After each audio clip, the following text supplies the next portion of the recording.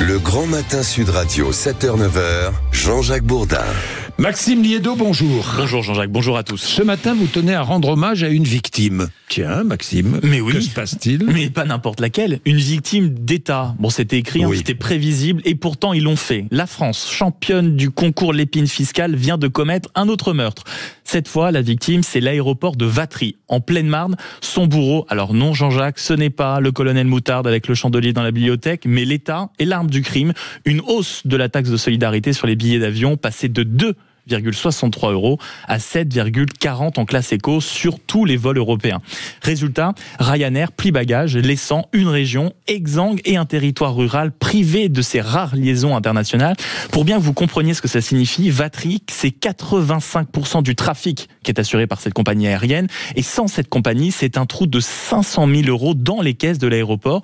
Donc en réalité, on assiste à un territoire qui se referme sur lui-même et une population locale qui soudainement est privée de voyager. On nous vendait cette taxe comme une mesure écologique. Rappelez-vous les mots notamment d'Agnès Pannier-Runacher et d'Amélie de Montchalin qui parlaient de justice fiscale. Très bien, mais soyons sérieux. La seule chose que cette taxe va réduire, ce sont les emplois et l'accessibilité des territoires, parce que Ryanair, ne va pas faire voler moins d'avions. Elle va juste les envoyer ailleurs, en Espagne par exemple, où le trafic aérien a bondi 13% l'année dernière, ou au Portugal, 17%. Bref, tous ces pays qui, eux, ont compris que taxer l'aviation à outrance, c'est comme si la branche sur laquelle on est assis. Mais est-ce que vous pensez que Ryanair quitte Vatry essentiellement pour ça ? Je ne sais pas. Enfin bon. C'est ce qui est évoqué, en tout cas, par la compagnie Ryanair, totalement, oui. en disant c'est ce que dit Ryanair. Bon. Oui, c'est ce que dit Ryanair. Oui. Je me rappelle que dans les débats, on nous promettait 800 millions de recettes avec ce nouvel impôt déguisé. Ce n'est pas... C'était cela, non ? C'était l'idée, mais sont bons. à quel prix entre les pertes fiscales indirectes et les 15 à 30 000 emplois menacés en tout, sur tout le secteur aérien, cette mesure pourrait coûter bien plus qu'elle ne rapporte, surtout quand on regarde en réalité dans quelle direction ira l'argent. 200 millions en réalité vers le développement de la transition écologique, 252 millions pour le transport, le reste, Jean-Jacques, c'est-à-dire plus de 50%, c'est directement dans les caisses de l'État pour combler le déficit. Et le problème, c'est que Vatry n'est pas la seule ville menacée. On a Limoges, Carcassonne, Perpignan qui tremblent déjà parce qu'en réalité, la compagnie a dit qu'elle allait certainement réduire ses activités de près de 50%. De son côté, Air France KLM estime que cette taxe va lui coûter par an 100 millions d'euros. Forcément, les aéroports régionaux vont souffrir et les clients vont simplement prendre leur voiture pour essayer d'aller décoller un peu ailleurs, en Belgique, en Suisse ou en Luxembourg. Le bilan carbone inchangé, perte pour l'économie française absolument colossale.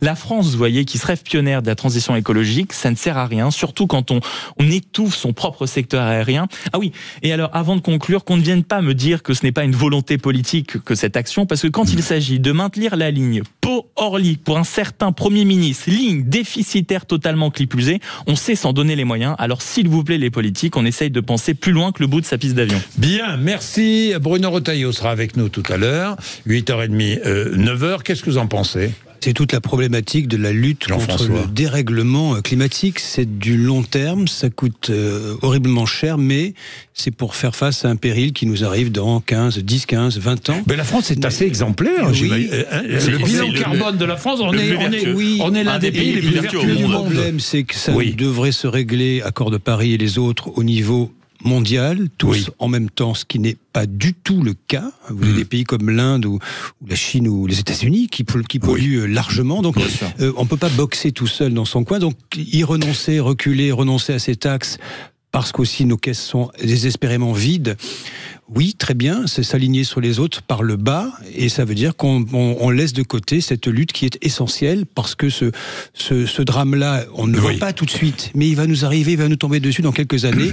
La question, c'est qu'est-ce qu'on fait ? C'est très bien ce que dénonce Maxime Liédo, je comprends, mais on fait quoi ? Mais peut-être qu'on peut penser à le faire, si vous voulez, Jean-François, pas totalement contre les gens et contre les industriels, parce que vous prenez la bagnole, c'est contre le secteur, contre les gens, on le voit encore aujourd'hui avec les ZFE. Dès qu'il y a des mesures pseudo-écologiques, on l'a encore revu l'autre jour avec par exemple les PFAS. Donc en fait, on tue l'industrie, on emmerde les gens et on les fait tuer à petit feu. On devait renoncer aux petites lignes domestiques. On peut prendre le train. Encore faut-il que les trains circulent. Oui, et surtout encore faut-il avoir les moyens de prendre le train quand tu sais ce que ça coûte. Et qu'il y en ait des lignes de train. Et qu'on puisse, payer le train. Regardez aujourd'hui les billets de train, tu dois faire un crédit pour faire un aller-retour à Bordeaux. Oui, enfin ça dépend. Quand est-ce qu'on prend le billet aussi. Oui, ça, non, mais bien sûr. Mais aujourd'hui, personne n'est en capacité de dire que le train est accessible. Vous voyagez à 2, à 3 ou même une famille, c'est hors de prix. Hors de prix. Oui, bon. Vous savez ce qu'on dit, un des éléments clés à prendre en compte pour l'humanité dans la lutte contre le dérèglement climatique, c'est malheureusement réduire sa propre mobilité. Ça fait partie des renoncements auxquels il faut penser un jour.